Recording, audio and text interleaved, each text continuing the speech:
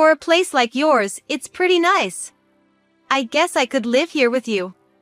The one who blurted this out at the front door was the mother of my ex-husband, whom I thought I had long parted ways with. While my mother-in-law acted all smiles, she ignored my poor condition and would exploit me for cooking and cleaning, a true narcissist at heart. Her son, my ex, raised by her, also thought the world revolved around him. I couldn't bear it and chose to divorce. Why are these two right in front of me even though I moved to a place they wouldn't know? And then, I was faced with a shocking truth. My name is Catherine.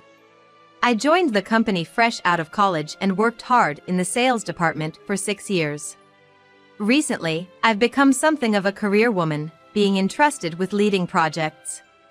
Because I was so engrossed in my work, my salary had steadily increased. I found joy in performing well and getting recognition, and since I had no interest in splurging on shopping or luxurious trips, my savings just kept growing. I had plenty of security for the future and was leading a fulfilling life until a certain encounter changed me. I attended a high school reunion and reconnected with a man named Bob. We didn't talk much in our student days, but that day, maybe because our companies did business with each other, our conversation strangely began. Bob worked in legal affairs at a well-known company. Our chat shifted from work to mentoring juniors, and then about our own lives, and we quickly became close, even promising to meet again after the reunion. Soon, we began dating and decided to get married within a year. However, after a modest wedding ceremony at a chapel, surrounded by family and friends, I was about to discover a shocking fact. One day, I fell sick. While Bob was concerned for me as I lay bedridden, soon enough, his mother called. "Hello, Mom." "No, it's all right. Just that Catherine isn't feeling too well." I could overhear the conversation between Bob and his mother from the corridor, but soon felt an odd discomfort. Seems like his mother was calling before she intended to visit. Of course, I thought he'd decline. I wasn't bedridden, but naturally, I wanted some rest without any disturbances. However, Bob complied with his mother's wishes and accepted her visit. "All right, we'll be waiting. I'll wake Catherine up." Hearing this, I was baffled. Why would he allow her to come over knowing I'm unwell? And even mentioning waking me up? Lost in my astonishment and confusion, Bob returned looking like it was the most normal thing to do. "Mom's in the neighborhood and wants to stop by. She says it's just for a short while." I felt bad turning her away. "So, Catherine, wake up. Just showing your face will be enough." Of course, it'd be inappropriate for his mother to come over while his wife was in bed. My living room wasn't even cleaned yet, and dishes were still in the sink. Despite showing concern, Bob hadn't lifted a finger to help. Pushing through my discomfort, I hurriedly cleaned up and got dressed before his mother's arrival. Throughout, Bob didn't offer any assistance or even look remotely apologetic. When his mother arrived, I was made to serve tea and set the table, with no consideration for my health. Their conversation was odd, too. They chatted amongst themselves, leaving me feeling isolated while suppressing a headache and chills. Eventually, his mother stayed until dinner. I kept my frustration hidden, cooked the meal, and finally collapsed into bed once she left. Bob has always prioritized his mother. He'd say he felt bad because they lived apart and often brought her gifts or frequently visited her place. I thought it was just him being a good son, but over time, I realized he always put his mother first. This behavior intensified, and just 6 months into our marriage, he completely disregarded me, always considering his mother as his top priority. Bob was, in essence, a mama's boy.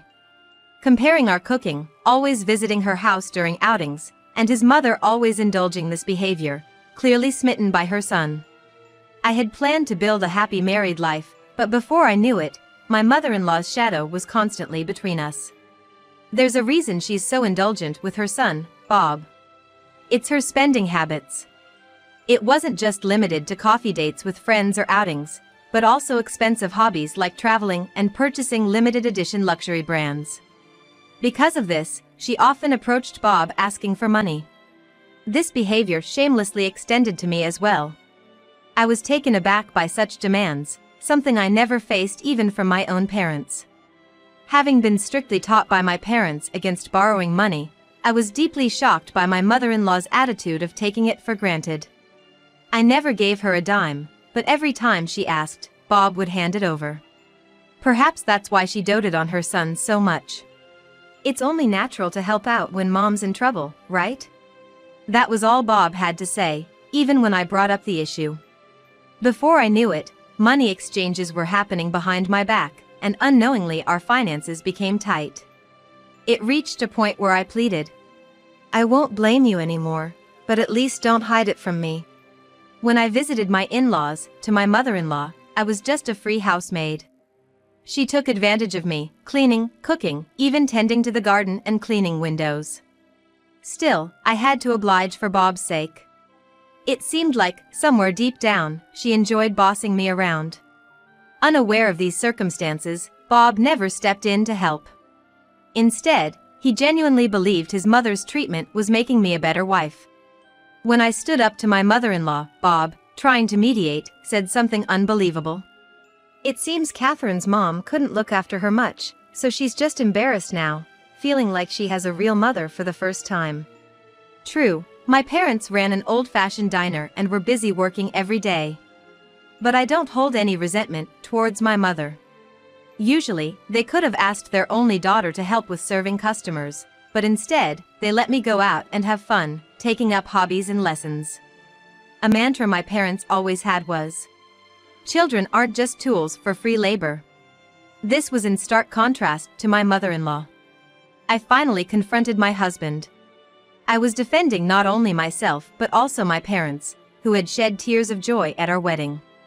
What your mom's doing isn't right. Just because I'm the daughter-in-law doesn't mean she can boss me around. And I don't want to constantly maintain your family home to perfection. I just want her to leave me alone. But the response I got from my husband was filled with anger. How can you say such awful things about my mom?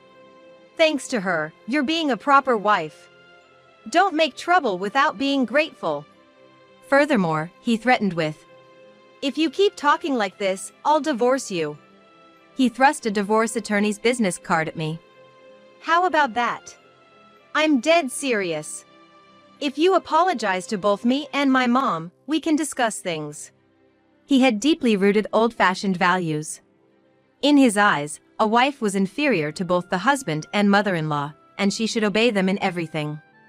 Since I resisted this notion, he became confused and furious. He probably thought threatening divorce would make me cry and apologize. But I was convinced that our marriage wasn't happy anymore and that things wouldn't improve. My husband said, think things over while I'm on my business trip, and left the next day. Seeing this as a golden opportunity, I immediately headed to a divorce attorney's office. I rushed into the firm and quickly took care of the necessary procedures. While it required various formalities to revert to my maiden name, I took some days off and tried to get everything done while he was away. The notification of our divorce being finalized and my husband's return almost coincided. You went that far out of stubbornness?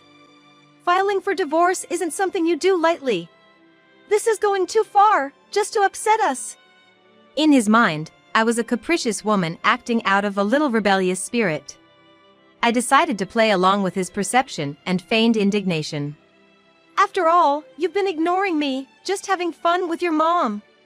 I'm fed up with always being sidelined. Why am I always left out? My exaggerated sulking hit the mark with him. He's the kind of man who loved when women showed such dependent attitudes towards him. Perhaps my act was convincing, or maybe he just wanted to believe it, but he was completely taken in. He became more accommodating, quickly agreeing to favorable terms regarding the division of our assets. He thought he'd humor my stubbornness until I was satisfied. He believed that once I felt better, we could remarry and resume our old life. But I no longer had feelings for him. I had divorced him to prioritize myself, so there was no way I'd go back to living with him. After completing all the troublesome procedures for the division of assets, I began looking for a new place to live. I fell in love with a convenient high-rise apartment near my workplace and decided to buy it on a whim. I hoped this new home would mark a fresh start in my life. While I enjoyed my days working and living at my own pace, one day, out of the blue, my ex-husband and mother-in-law came to visit. I hadn't given them my address. My mother-in-law made a scene in the building's entrance, continuously calling out my name. Not wanting to inconvenience my neighbors, I reluctantly welcomed them at my door. "Why here?" "Oh, it's a private investigator. I was worried about how you were doing, and Mom suggested we should check up on you," my ex-husband replied nonchalantly. Even though our legal ties had been severed, I was chilled to the bone knowing he'd gone to the lengths of hiring a detective without my knowledge. Stunned, I only thought about how to get them out, while my former mother-in-law, despite her age, acted carefree and childish. She tried peering into my house, bending over to see inside and just doing as she pleased. Just as I was about to reprimand her, she blurted out, "Your place isn't as shabby as I thought. It's quite nice. I could even live here with you." Excuse me? Flabbergasted, my mind went blank. I hadn't expected her to suggest living together, and her smile was downright eerie. I couldn't understand why she'd make such a proposal and pondered my next move. My ex-husband, grinning, agreed with her. "You must be lonely living here all by herself. That's why I brought Mom along today. Let's let bygones be bygones, okay?" He continued making decisions without my input. And it was clear from their actions that they both disregarded my wishes. "Absolutely not. Please leave. I don't need your forgiveness. Please, never come back." Having expected me to readily agree, my ex-husband was stunned. "What? Why? Are you serious? Why are you saying this? Bob came here for you." They were clearly surprised by my refusal. In my ex-husband's mind, I was still the stubborn wife trying to give them a hard time.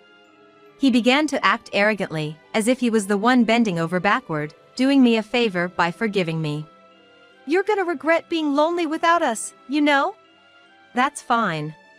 Please leave. You're not welcome here, and I'm done with both of you." His perception was warped solely by his own needs, and he had no intention of understanding my perspective. Even when I made my refusal clear, he still believed I was just being stubborn. Laughing off my words, he tried to push past me into the house. Being a man, he easily overpowered me, and I ended up stumbling and falling in the hallway. "Ah!" A surprised shout escaped me, and shortly after, my neighbor's door opened. My ex-husband, trying to rush inside, bumped into me. The puzzled neighbor, seeing my distress, promptly went to call for help after I begged. "Please, call the police." "Hey! What the hell are you saying?" In my eyes, this was trespassing. When I also called the police and they found out they'd received 2 calls about the same incident, they quickly dispatched a patrol car. My neighbor, trying to protect me, let me in and locked the door. Outside, my ex-husband and his mother began pounding on the door, shouting their grievances loudly. "It's a misunderstanding. I'm her husband. We just came to visit. Hey, don't touch my mom.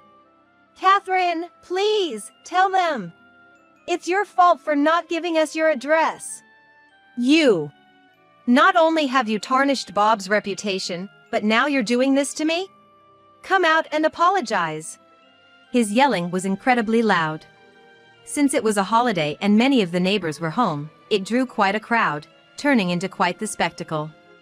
Luckily, even though I was new to the apartment complex, I'd been actively involved in community gatherings and was well liked for being helpful. Even with the disturbance caused by my ex-husband's unexpected appearance, the neighbors were sympathetic and understanding. With testimonies from me, my neighbor, and other residents, my ex-husband and his mother were taken into custody for trespassing. Despite the inconvenience, my neighbor mentioned working in the legal field and even introduced me to a lawyer who specialized in stalking. Come to think of it, my ex-husband worked in legal affairs too, but seemed entirely oblivious to the laws he was breaking. He probably still is. Then, unexpectedly, my suspicion was confirmed in the most unforeseen way. It all started with a call from a mutual female friend, someone both my ex-husband, Bob, and I knew from high school. She mentioned having seen Bob walking closely with a young child. It hadn't even been several months since that unannounced visit of his. Could it be that Bob, who had hoped to reconcile with me, already had a new lover? If so, that's his business and none of mine. But, would his mother approve of him dating a woman who was divorced and had a child? Having already consulted a lawyer about Bob, I decided to hire an investigator. A reputable detective agency, hired through my lawyer's firm, started looking into him. And the findings were shocking. Bob had been having an affair even before our divorce. Even though I had long moved on from him, the sense of betrayal was profound.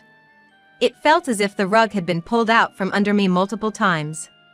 In Bob's mind, his world is distorted to fit his needs. He seems to place his mother at the top, with women, including me, ranked below, as lesser beings to ridicule and belittle. Including me, he seemed to think it was fine to mock and belittle any woman, considering them inferior beings. Given such hierarchical thinking, I could somehow make sense of his erratic actions. Having a wife while cheating, presuming it's natural to get back with an estranged wife, and all the while maintaining a relationship with his mistress, to Bob, all this seemed perfectly logical. With disbelief, I continued reading the investigator's report. Apparently, even though he had no intention of marrying her, he had hinted at a future to the woman he was cheating with. He gave her hope to keep their relationship alive. And my worst fear was confirmed. The young child he was seen walking with was, in fact, the child of his affair. He had been leading a double life. And the child was born around the same time as our marriage. The complexity of the situation made me nauseous. I was furious, so I sent a letter to his mistress, telling her everything. When she found out about everything, she was livid. She was enraged that while hinting at marrying her, he hadn't given up on reconciling with me, and she accused him of marriage fraud. But just hinting at marriage isn't grounds for a case. I thought she'd probably let it slide, but then it was discovered that Bob had taken a substantial amount of money from her under the guise of wedding expenses. And the money? It went to his mother. Her extravagant tastes knew no bounds, and her demands only escalated. To appease his angered mother after our altercation, Bob had booked an expensive suite on a cruise ship and planned an overseas trip. The money was intended for that purpose. Bob's mistress seized this opportunity and managed to press charges. My ex-husband faced claims for division of property from me, child support payments for the child he had with his mistress, and was charged with fraud. His savings quickly depleted. He had been frequently mooching off his mother anyway, so he didn't have much saved up. Their impressive family home was foreclosed on, yet the debts kept piling up. I had settled the matter of property division, so I had severed ties with my ex-husband.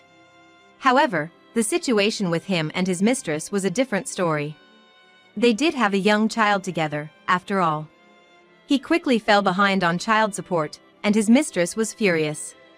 His misdeeds were all exposed at his workplace after she stormed in, shouting at him. Despite working in the legal field, he had had frequent troubles with women and was in the middle of a trial for fraud. Naturally, he had kept all this hidden from his employer. His shady dealings became well known, and his reputation at the company plummeted. He was moved off the projects he had been handling, sidelined to insignificant roles, and the bad rumors never stopped. He couldn't handle the situation and resigned. When he tried to find another job, his fraud charges were already well known in his industry, making it hard for him to find a position. The mistress didn't let him forget about his criminal record, and once he realized he couldn't be picky about work, he ended up juggling multiple demanding physical labor jobs, day and night, just to keep up with the child support payments. Furthermore, his mother disappeared, pushing him to the brink of despair. Once she saw her son being sued, quitting his job, and drowning in debt, she swiftly disappeared, not wanting to get involved. However, she couldn't curb her own extravagant spending habits and ended up accumulating a lot of debt herself. With no son left to mooch off of, she continued her lavish lifestyle of buying high-end brand goods and indulging in luxurious meals, further deepening her debt. My ex lived a lonely life in a cramped apartment where he could hear his neighbors' voices distinctly.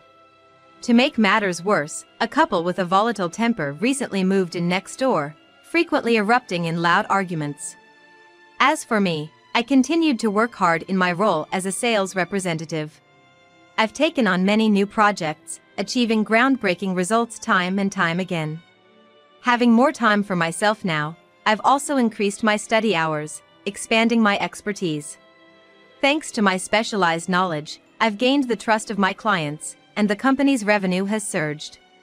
Not only am I viewed as a potential female executive, but there are even higher positions that I am considered for. Of course, I plan to work hard and contribute to the company. After all, it's my life. I should spend it doing what I love, living proudly and confidently.